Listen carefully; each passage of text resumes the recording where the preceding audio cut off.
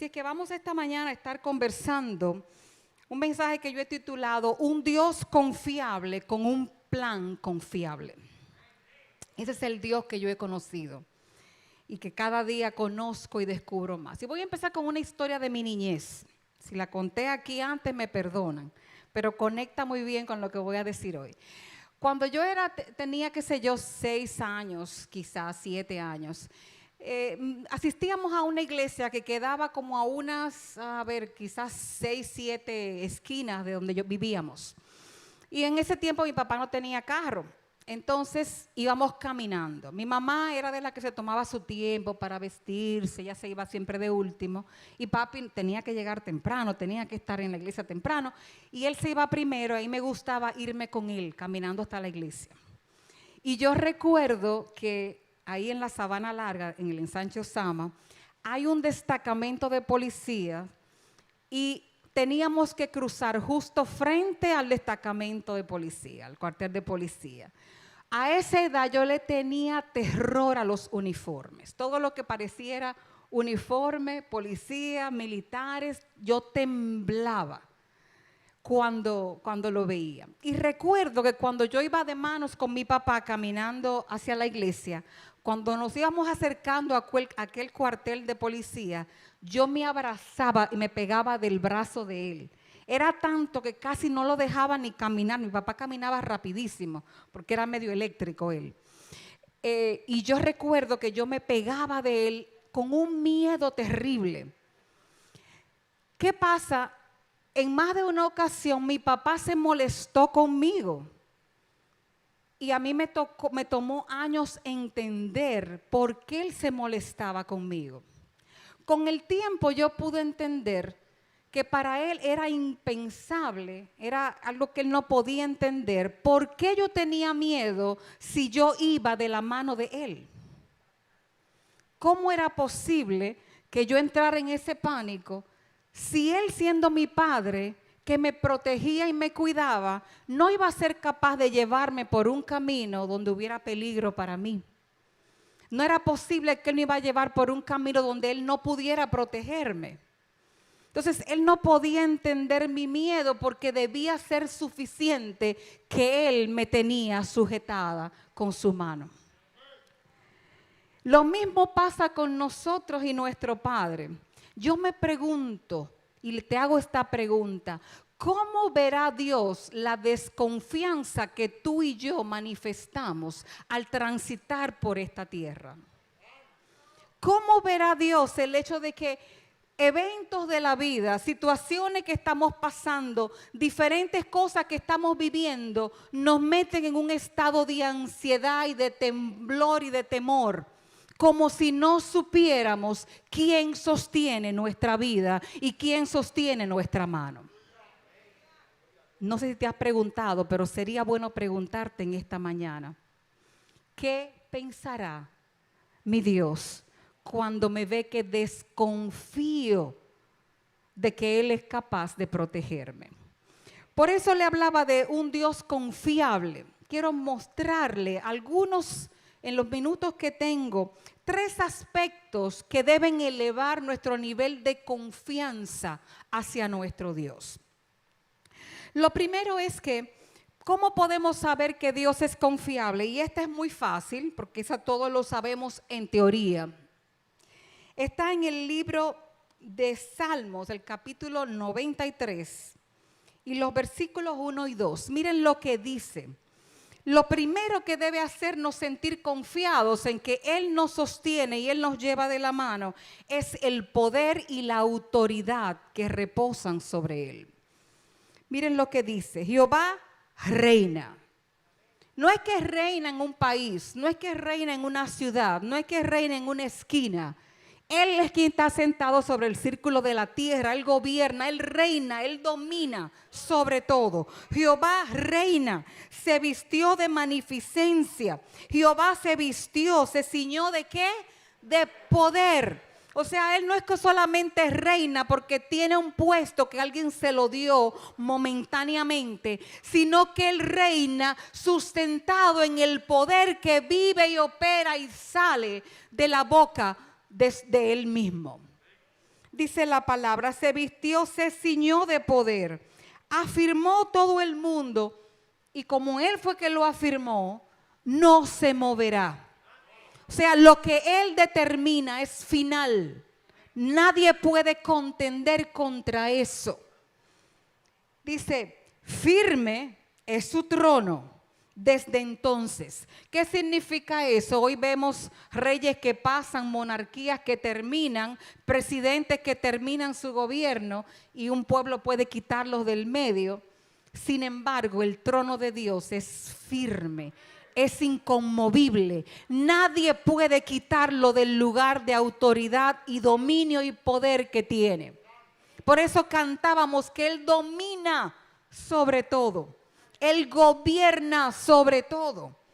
Y eso debe ser suficiente para que yo tenga un nivel de confianza plena en Él. Él es confiable porque su trono, como dice el versículo 2, firme es tu trono desde entonces. Y tú no vas a pasar mañana, no te vas a morir mañana, no te van a quitar mañana. Aquí no hay tema de que cambió el gobierno y que entonces ahora yo tengo problemas porque yo me apoyaba en lo que estaban.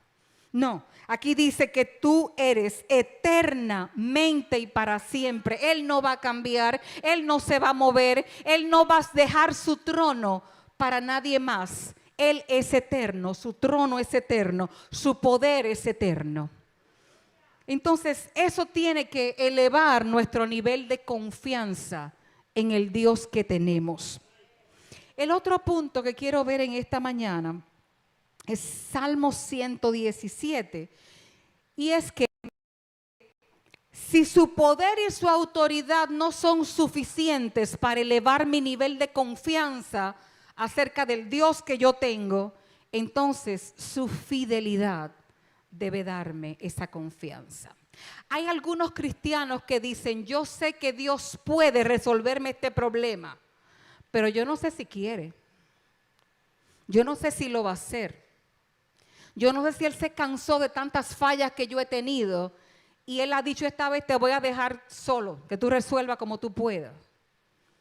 Hay cristianos que no dudan del poder de Dios, hay cristianos que no dudan de la autoridad de Dios, pero dudan de la intención de Dios. Dudan de que Él quiera.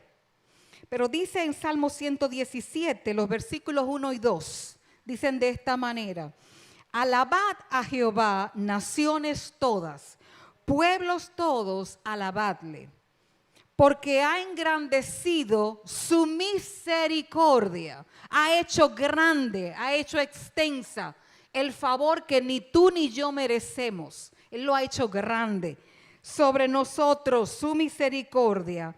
Y la fidelidad de Jehová solamente es a veces. Fue ayer solamente.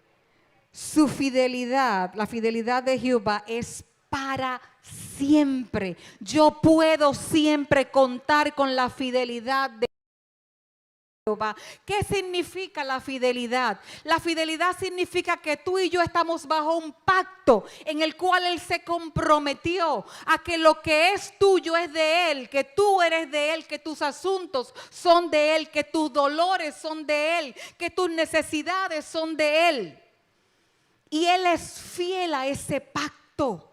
Él no te va a dejar ni un segundo. No importa lo oscura que se vea tu noche. Él es el verdadero. Eso es parte de su naturaleza. Por eso nuestra confianza tiene que elevarse. No solamente por su poder y autoridad, sino porque Él es fiel. Y mis hermanos, les cuento, en este mes y medio que nos tocó vivir a mi familia y a mí el proceso de la partida de mi papá, pasaron muchas cosas y yo solo puedo decirte, Dios mostró que Él es fiel. Y hay gente que dirá, pero tu papá falleció. Sí, le tocaba su hora. Sí, Él fue quitado de delante de la aflicción. Sí, Él terminó su carrera y fue recibido en gloria. Pero ese proceso de casi un mes que pasamos en temas de clínica y situaciones que usted ni se puede imaginar, yo te puedo decir, yo puedo glorificar el nombre de Dios, y lo que te digo te lo digo con propiedad y con autoridad, porque yo soy alguien que vio la fidelidad de un Dios que dijo: no te dejaré, no te desampararé, y aún dice: y yo te guiaré aún más allá de la muerte, dice el Señor. Yo te puedo decir fresco, lo tengo fresco, el entendimiento mucho mayor. Hoy yo entiendo mucho mayor que tengo un Padre increíblemente fiel.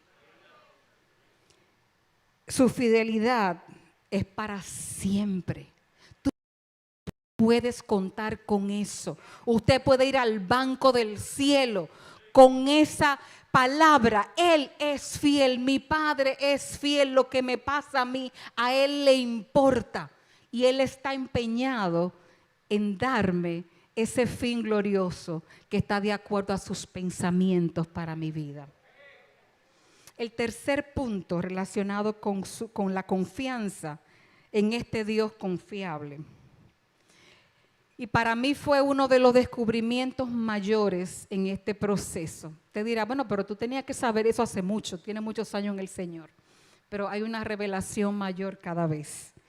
Si a usted le cuesta trabajo, si usted no tiene problema en creer a través del poder y la autoridad de Dios, confiar en Él por eso, confiar en Él por su fidelidad, ahora te doy una razón aún mayor que todas ellas.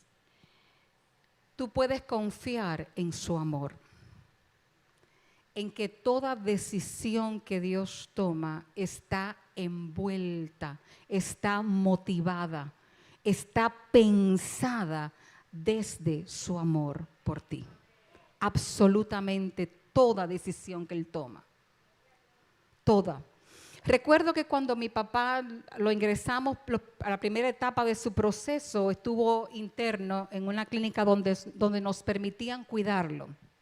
Y una de mis hermanas y yo hacíamos turnos de 24 horas cuidándolo. En ese proceso, yo recuerdo que la primera noche, en un piso lleno de COVID, yo tengo una historia con asma desde hace unos años. Y obviamente, cualquiera diría: pero un asmático en un área de COVID como que no es un lugar para estar muy en paz. Y yo recuerdo que en la noche yo me acostaba en el sofá ese que teníamos ahí para las visitas, con mi mascarilla, claro, puesta hasta para dormir. Y yo me reía y yo decía: yo me siento como Daniel en el foso de los leones. Y yo le decía: Señor, yo confío en ti, como así como Daniel estaba ahí tranquilito durmiendo, yo voy a dormir igualito, como si nada. Y la pastora me decía: ay, Ángela, pero tú no deberías estar ahí y preocupada como la madre que es. Yo le dije: pastora, yo no tengo más nadie que haga esto me toca a mí. Así es que yo le decía a mi hermana, le decía: mira, si nos da, va a ser para inmunizarnos, pero nada nos va a pasar. Y efectivamente mi hermana le dio COVID como a los 5 días de estar en ese proceso. A mí me dio como en el 9º día. Y nada, no pasó nada. Tuvimos unos síntomas leves. Claro, la pastora estaba ahí arriba de mí: Ángela, medícate, Ángela, de que tú tengas el primer síntoma. Y yo obedecí, porque hay que obedecer, ¿verdad?, a los padres que Dios le pone a uno. Y gracias al Señor fue algo muy ligero, muy llevadero. Fue para inmunizarnos realmente. Entonces, el amor de Dios debe llevarnos a un nivel de confianza donde yo no tema nada de lo que tengo que enfrentar. Porque todo lo que viene a mi vida pasó primero por el sedazo del amor de mi Padre por mí. Si Él me permitió enfrentar esta situación, es porque mi Padre ya definió la salida para esa situación. Pero no solamente una salida que me va a permitir sobrevivir, no. Él ha prometido que esta leve tribulación momentánea producirá en mí un cada vez más excelente peso de gloria. Y yo te puedo decir en esta mañana, yo he vivido esto en este proceso. Hay un peso de gloria que se me agregó en ese proceso. Yo lo creo y yo puedo verlo en mi vida en diferentes aspectos. Es una promesa. Había personas que me llamaban y me decían, a veces los hermanos te profetizan desde la buena intención, no desde el Señor. Personas que vienen y dicen, no, tu papá se va a levantar de esa cama, él va a terminar su tal cosa y Dios lo va a utilizar. Y yo escuchaba, y gracias mi hermana, lo bendigo.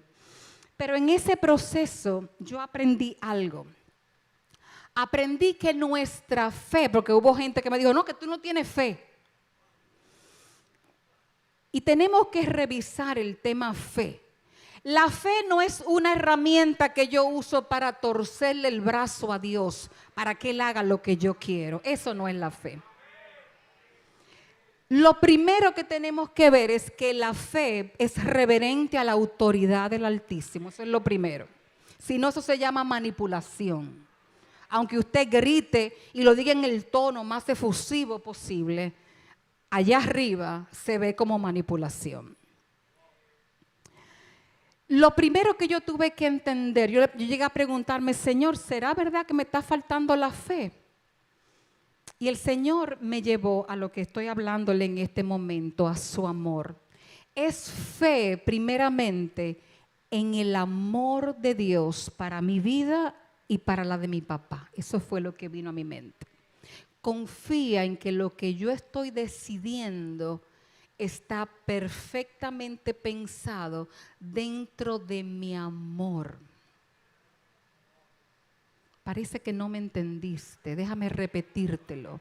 Hay cosas en tu vida que están pensadas dentro del amor de Dios para ti. Y que el problema con esto es que tú no vas a poder entenderlo, porque la palabra nos dice que para poder aprovechar, disfrutar, saborear su buena voluntad, sus buenos pensamientos para ti, que son agradables y perfectos, tú tienes que cambiar la manera como estás viendo tu situación. En ese momento yo le dije, Señor, yo voy a renunciar a la perspectiva humana de que mi papá se puede estar muriendo. Yo renuncio a la perspectiva natural de empezar a lamentar, ay mira que el pobre ahora está solo en otra clínica, yo no puedo ni verlo siquiera porque no me dejan verlo. Ay, el pobre debe estar desesperado solito ahí. Esa es la perspectiva humana. Pero el apóstol Pablo me dice a mí que para que su voluntad en mi vida se cumpla, yo tengo que hacer un cambio aquí. Tengo que hacer un trueque. Señor, mi perspectiva yo te la rindo a ti. Pon la perspectiva tuya en mí. Cámbiame la perspectiva, porque todo lo que tú haces está basado en el amor, pero mi mente natural no llega ahí. Yo necesito la mente tuya, los pensamientos tuyos para entender esta palabra. ¿Qué nos decía el apóstol Pablo en Romanos 8, 37 al 39? Miren lo que dice. Antes, en todas estas cosas, ¿cuáles son? Todas las cosas que nos pasan en la vida, todas las cosas difíciles que te toca enfrentar, toda la persecución, todos los ataques del enemigo, todas las dificultades que vienen de un mundo caído. En todas estas cosas somos más que vencedores por medio de aquel que nos amó. Miren lo que dice, por lo cual yo estoy seguro, decía el apóstol Pablo, yo estoy seguro de que ni la muerte, ni la vida, ni ángeles, ni principados, ni potestades, ni lo presente, ni lo porvenir, ni lo alto, ni lo profundo, ni ninguna otra cosa creada nos podrá separar del amor de Dios que es en Cristo Jesús. Había gente que me decía, estoy orando porque estoy mirando por ahí, el enemigo quiere esto y quiere aquello y quiere aquello.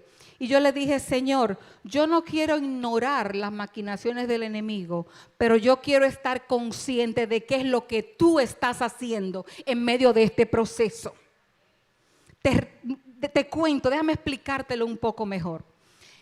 En tu vida están pasando situaciones. Tú puedes perder el tiempo diciendo, déjame reprender al diablo porque se metió aquí o allá. Hay personas que tienen ojos increíblemente abiertos para ver lo que el enemigo está haciendo, pero ojos increíblemente cerrados para ver lo que Dios está haciendo en medio de las circunstancias.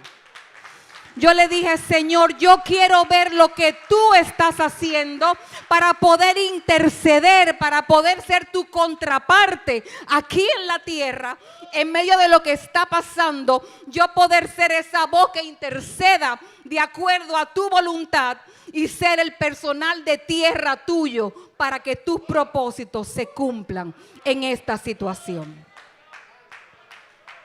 Tú puedes pasarte la vida mirando demonios donde quiera, pero te vas a perder la gloria de ver la mano del Altísimo interviniendo en las realidades de esta tierra, interviniendo los problemas de esta tierra, irrumpiendo en el caos de tu vida, viniendo a rescatar a esa gente que tú amas. Te lo vas a perder, porque te vas a concentrar en, ay, ¿por qué a mí? Ay, mira ahora, me duele por aquí, me duele por allá. Si yo confío en el amor de mi Padre, yo sé que todo lo que hay en mi vida fue pasado por el filtro de su amor. Lo que me toca ahora es cambiar mi perspectiva por la de Él y empezar a ser ese socio de Dios aquí en la tierra para que se cumpla lo que Él estableció en los cielos. Cuando la oración modelo que se nos dio, que dice que se haga tu voluntad, tu deseo, así como se cumple en la tierra, que se cumpla en el cielo, perdón, que se cumpla en la tierra, nos está diciendo, Él necesita, Él eligió que nosotros fuéramos su contraparte aquí en la tierra para que los planes y anhelos de su corazón se cumplan. No pierdas tu tiempo en autoconmiseración, no pierdas tu tiempo en ay pobre yo, no pierdas tu tiempo pasándole, como dicen, lamiendo las heridas como hacen los animales. Olvídese de eso, entregue ese dolor al Señor. Dígale, Señor, por encima de lo que yo siento, a mí me importa lo que tú quieres, a mí me importa ver aquí lo que tú tienes en plan. Yo no voy a perder de vista eso, no voy a escuchar nada que no sea lo que tú quieres que yo escuche. Porque yo sé que todo ha sido filtrado a través de su amor. Este versículo 37 dice, antes, miren lo que dice esto, en todas estas cosas somos más que vencedores. Esa palabra de más que vencedores, esa frase, upernikao en griego, significa extremadamente victorioso. No es que yo soy un chin más victorioso que el problema que tengo enfrente. No es que yo voy a salir medio, ¿verdad? No. Extremadamente victoriosos, en otra manera de decirlo, con muchísima ventaja sobre cualquier amenaza. En todas estas circunstancias que me estén pasando en mi vida, Él dice que yo no dice que seré. El apóstol Pablo dice, ustedes serán. No, somos. Ya fuimos hechos más que vencedores, extremadamente victoriosos, con muchísima ventaja. ¿Por qué? Porque tenemos al quien reina en todo el universo, tenemos aquel que sostiene todo el universo con la palabra de su poder, tenemos aquel que ha dicho que es fiel y que es verdadero, el que dijo que nunca nos dejaría, y tenemos aquel que nos ama con un amor increíble, un amor, me encanta como aquella escritora decía, un amor obstinado, un amor que no acaba, no cambia, no se muda. Los que tienen hijos y los que tienen nietos, que ahí sí es bueno todavía, Yo les pregunto, cuando usted ve a sus hijos, ve a sus nietos, que usted se le sale así como, ay, usted es capaz de lo que sea por ellos. Multiplique eso por muchos miles de veces para que se acerque a entender el amor de Dios cuando lo mira a usted. Si entendiéramos cómo nos ama Dios, caminaríamos por este mundo en una seguridad, en una confianza de que mi Padre me está cuidando, me está guardando, me está protegiendo. Y que todo lo que está pasando en mi vida, si hay algún tema que algo no anda bien, lo que tengo que hacer es reconciliar mi perspectiva con la de Él. Es lo único que tengo que hacer. Si eso que estoy viviendo no lo estoy viviendo en gozo, en victoria, como dice aquí, más que victorioso por el amor que Él nos tiene, entonces tengo que, lo que me está impidiendo que eso sea una realidad en mi vida es la manera como lo estoy viendo. Lo estoy viendo como humano. Sin embargo, yo tengo como una opción mejor la perspectiva de Dios de lo que estoy viviendo. Cuando Él cambia esa perspectiva. Y les cuento que cuando mi papá fallece el día 30 de julio, que nos llaman, todo el proceso, al otro día era el entierro, yo no lo había visto desde que lo internamos en esa última clínica. Y ustedes saben que los pacientes de COVID lo ponen en una bolsa, la familia no lo ve y demás. A mí me tocó ir a la morgue a hacer el proceso de que la funeraria se viniera a llevar el cuerpo. Y yo pedí que yo quería verlo, que me abrieran la bolsa antes de ponerlo en el ataúd. Y lo vi tan demacrado porque se rebajó mucho, lo vi tan... Y yo decía, ay Padre, que no se me quede esa imagen de él, porque no es una imagen muy agradable, yo no lo quiero recordar así. Pues miren mis hermanos, yo les voy a contar algo hermoso, glorioso. Y esto, alguna gente dirá que esto es como de loco, porque el evangelio es locura, realmente. Cuando regresamos del cementerio, que los pastores estuvieron ahí y todo lo demás, mis hermanas, bueno, después se fue, cada quien se fue a su casa, y yo entro a mi cuarto, me encierro ahí sola. Yo recuerdo que me siento en una silla que tengo ahí y cierro mis ojos. Y lo único que venía a mi mente era el rostro de mi papá con la sonrisa más grande que usted se puede imaginar, viendo la cara de su Salvador.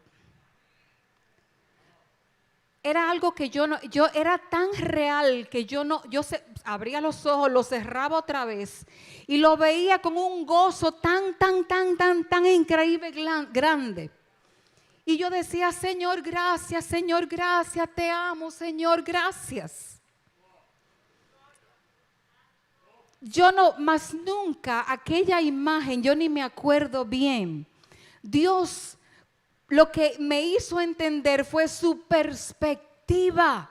La perspectiva humana es, ay, pobrecita, mira ahora ese cuerpo, cómo quedó, el pobre, mira cómo se demacró esos días, ay, cuánto debió haber sufrido. Eso es lo que nuestra humanidad, que está muy amarrada y muy vulnerable a la manipulación del enemigo, ahí es donde nos lleva. Pero cuando usted decide, Señor, yo quiero tu perspectiva, yo no le puedo decir cuánto gozo yo tenía ese día. Yo no le puedo contar lo que fue esa celebración entre mi Señor y yo, celebrando la llegada, la celebración de un siervo de Dios delante de su Padre.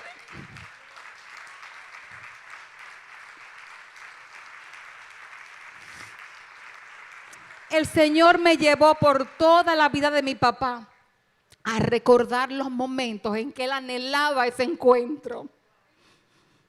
Cuando Él cantaba cara a cara, espero verle, como cantamos hoy. Y yo decía, pero Señor, gracias, qué regalo tan grande les has dado a mi papá.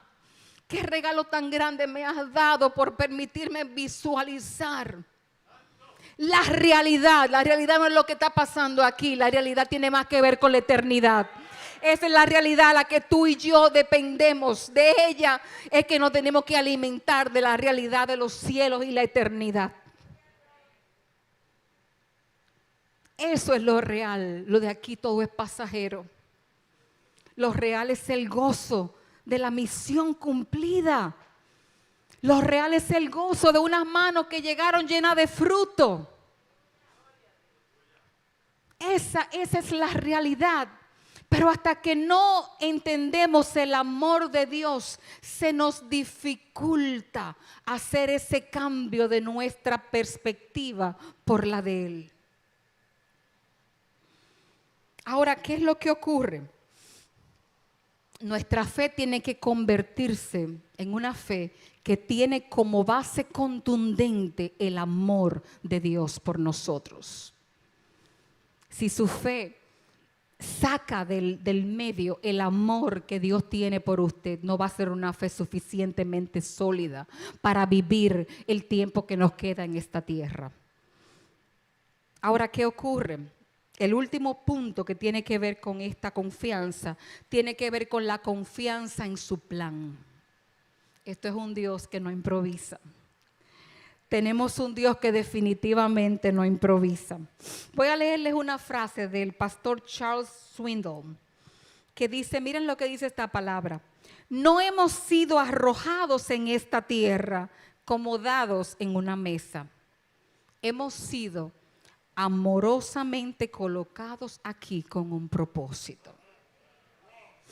Cuando usted tiene claro que usted fue amorosamente colocado en ese cuerpo que usted tiene, en este país, en esa familia, en esta ciudad, en esta iglesia, en su vecindario, en su trabajo, usted sabe que Dios no anda inventando. Él tiene un propósito y Él lo planificó con tiempo. No hay nada que falte a ese propósito. Miren lo que dice Efesios 2:10. Dice, porque somos hechura suya, creados en Cristo para buenas obras, las cuales Dios preparó de antemano para que anduviésemos en ellas. Voy a explicarle un poquito mejor qué es esto. Las personas que tienen que trabajar con proyectos, aquí hay mucha gente que trabaja tiene que ver con administración de proyectos y demás. Usted sabe que usted hace un proyecto, usted define cuáles son los objetivos, qué es lo que se va a lograr, cuándo es que se va a lograr, cuáles son las diferentes actividades que tienen que lograrse y define un presupuesto, ¿verdad?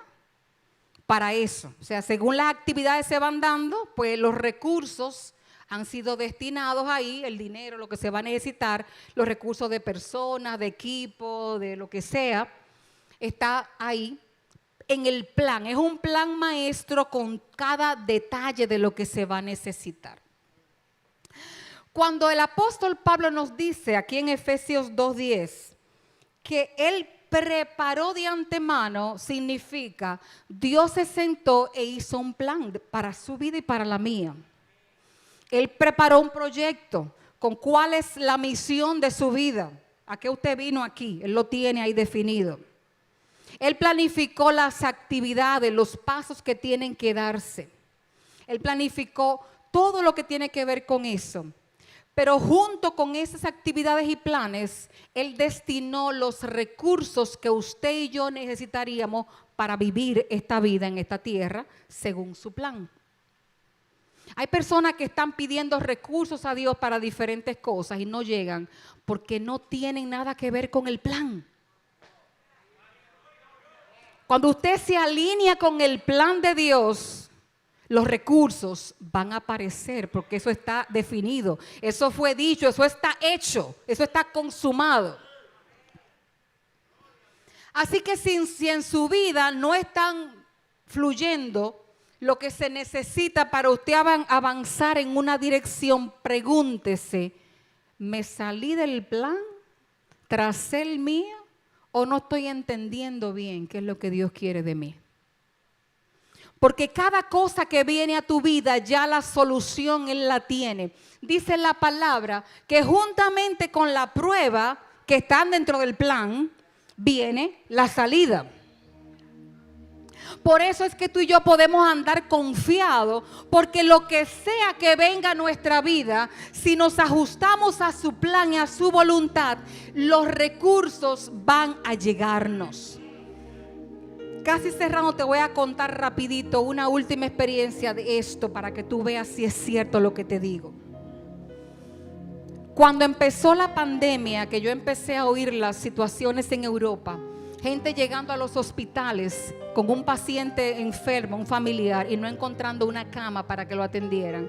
Yo decía, si me pasa eso a mí, yo me muero ahí mismo, decía yo. Les cuento algo, me pasó. Los pastores saben que me pasó. Cuando a mi papá le dan de alta de la primera clínica, lo mandan a la casa y al otro día se empeora. Tenemos que llevarlo de emergencia con una oxigenación que había bajado a 40 y pico. Los médicos saben de qué estoy hablando. Eso es a un pasito de que tengan que intubarte. Logramos normalizársela, subírsela un poquito, llamar una ambulancia y arrancar para la clínica. Señores, esa noche llegamos a la clínica, no hay cama. Los pastores saben, porque la pastora Anneli se la pasó llamando a muchísimos lugares. No apareció un lugar en todo Santo Domingo para internar a mi papá. Una cama no apareció. Y en ese momento, ahí viene el que yo sé que el que hizo el plan tiene los recursos disponibles, tiene la solución a todo. Yo dije, Señor, ¿tú sabes qué? Yo no voy a inquietarme. Mi papá sentado en una silla de ruedas, pegado de un tanque de oxígeno en un pasillo de una clínica. Yo no me voy a inquietar porque tú la solución, tú la tienes porque tú sabías que esto iba a pasar. Él es tu hijo, yo soy tu hija. Así es que alguna solución tú me tienes. Yo me puse, mire, señores, les cuento. La paz que sobrepasa todo entendimiento es una realidad. Porque yo sé que estoy haciendo lo que Dios quiere. Yo sé que esto es parte del proceso de Él y mío.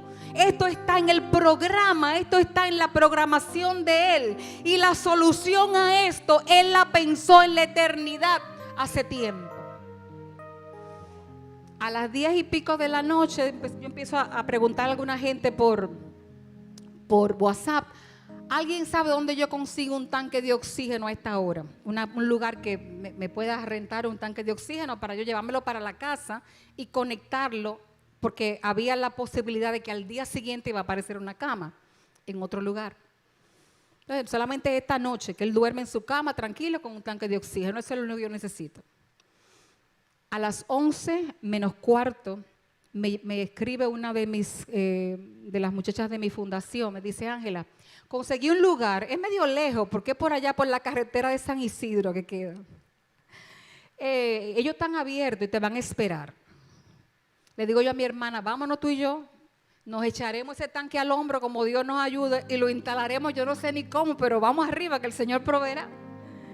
Y cogemos para allá. Señores, para no cansar la historia, el lugar quedaba a menos de 1 kilómetro de la casa de mi papá. Eso es lo primero. Lo segundo, no tuvimos que instalarlo. El técnico estaba ya yéndose y cuando le contamos, le dijimos, ay, por favor, vaya con nosotros a instalarlo. Él fue a la casa y lo instaló. Y después que lo instaló, él dice, no, pero yo no me voy, vamos a orar ahora, pues yo soy cristiano.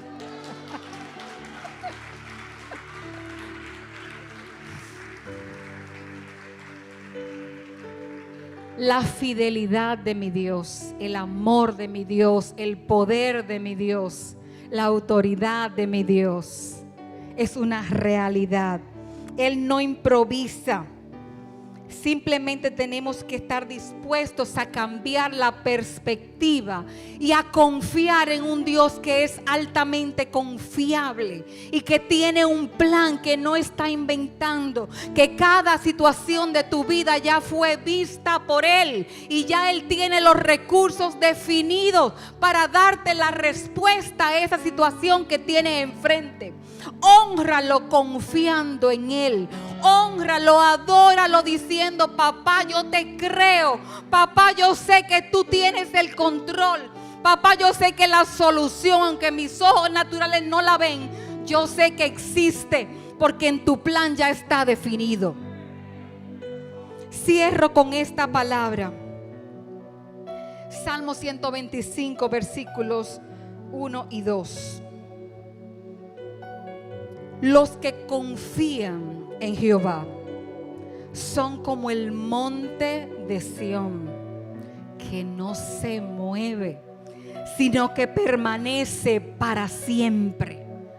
No solamente porque el monte de Sión es grande y porque pesa muchísimo. No. La seguridad del monte de Sión viene en el versículo 2.